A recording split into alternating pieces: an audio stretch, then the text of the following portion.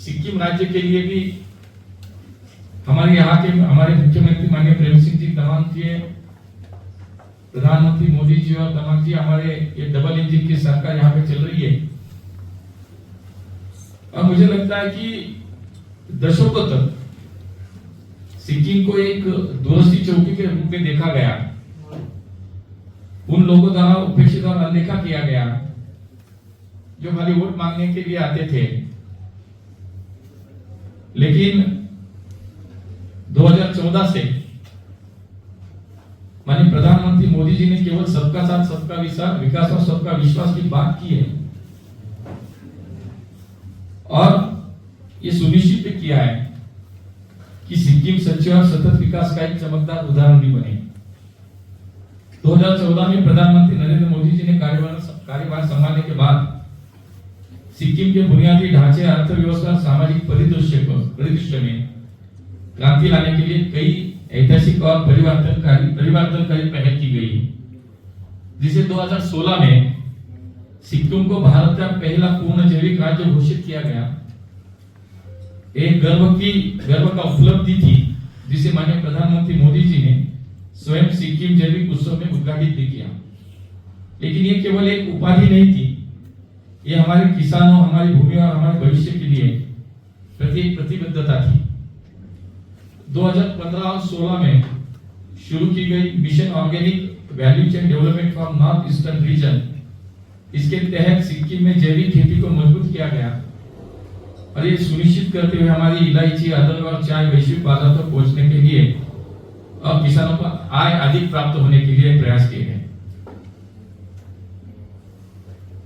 पायांगो जो हमारा एयरपोर्ट है उसका निर्माण भी किया गया, माननीय प्रधानमंत्री के हाथों से उसका उद्घाटन भी हुआ।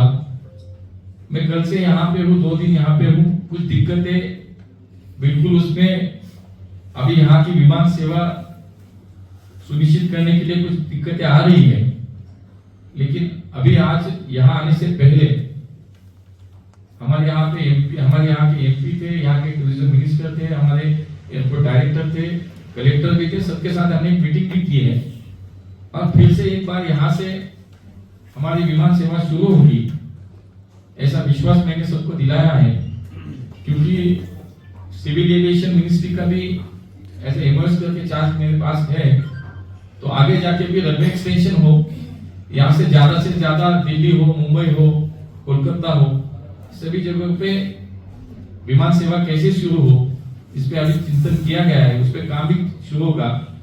कुछ दिन बाद दिल्ली में एक ऑफिशियली बैठक मीटिंग सिविल एविएशन मिनिस्ट्री में होने वाली है और उससे कुछ एयरलाइंस कंपनी के रिप्रेजेंटेटिव भी रहेंगे, हमारे मिनिस्टर के ऑफिशियल्स भी रहेंगे और आपके राज्य की कुछ प्रतिनिधि भी उस मीटिंग में शामिल होंगे।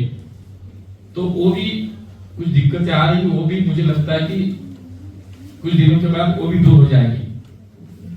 2018 में उस एयरपोर्ट का उद्घाटन माननीय मोदी जी के हाथों से हुआ था और उसका उद्देश्य यही था कि सिक्किम को भारत के बाकी हिस्सों से जोड़ना, पर्यटन, व्यापार और आर्थिक विकास को यहाँ के बढ़ावा देना है। दूसरा, सिवक सनपो रेलवे लाइन सिक्किम को राष्ट्र से जोड़ने का इसमें संकल्प किया गया था।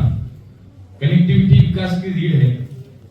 पिछले सरकारों के तहत लंबे समय से लंबी सिवक सनपो रेलवे लाइन अब मोदी जी के नेतृत्व में पूरी होने के करीब है। अगस्त 2025 तक सिक्किम को राष्ट्रीय रेलवे नेटवर्क से जोड़ दिया जाएगा, जिससे मैंने अभी कहा कि व्यापार, पर्यटन और यात्रा की सुविधा के नए द्वार भी खुलेंगे।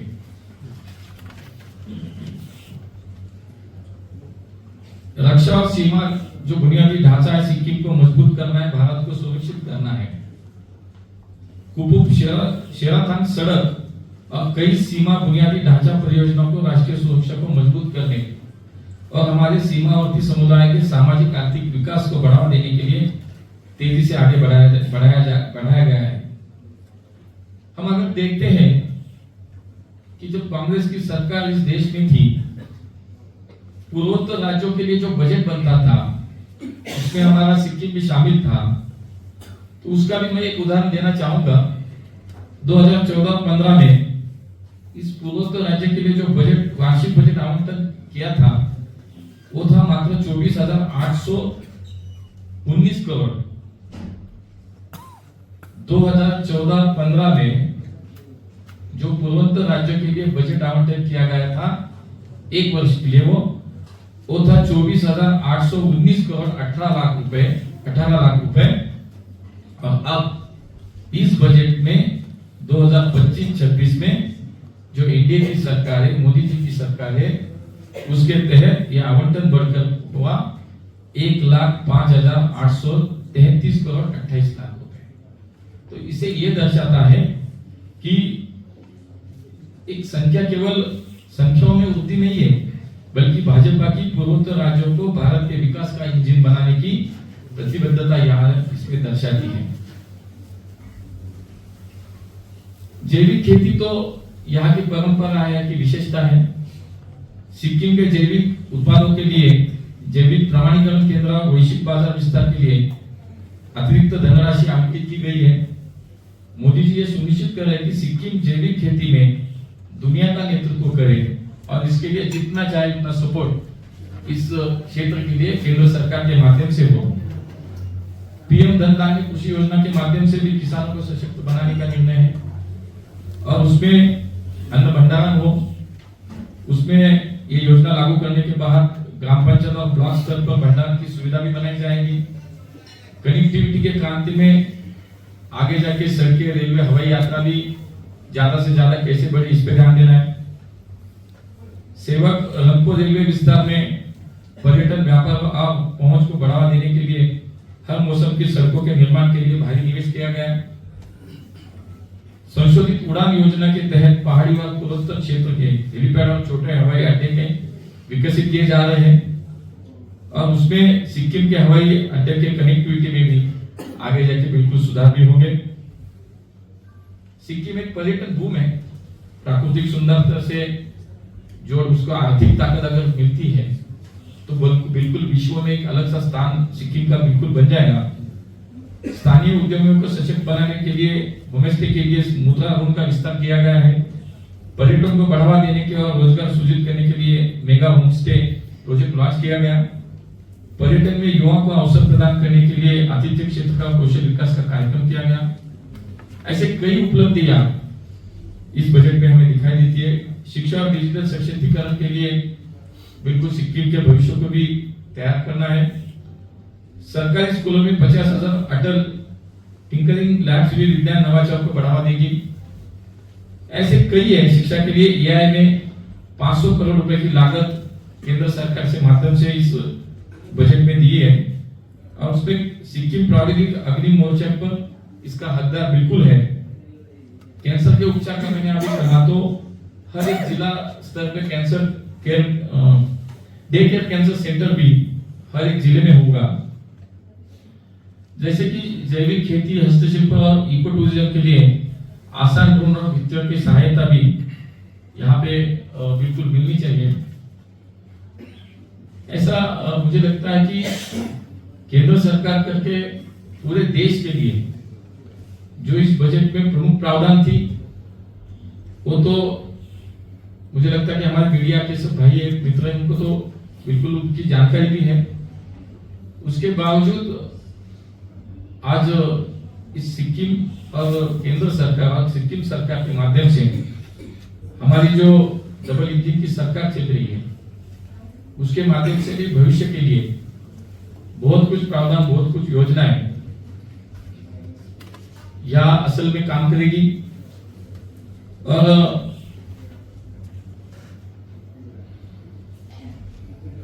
इतने सालों से जो उपेक्षा थी वो तो अब बीत गई और मोदी जी के नेतृत्व में बिल्कुल हम अपना वादा भी पूरा करें। हम सिक्किम को और भी ऊंचाई पर ले जाने के लिए प्रतिबद्ध है।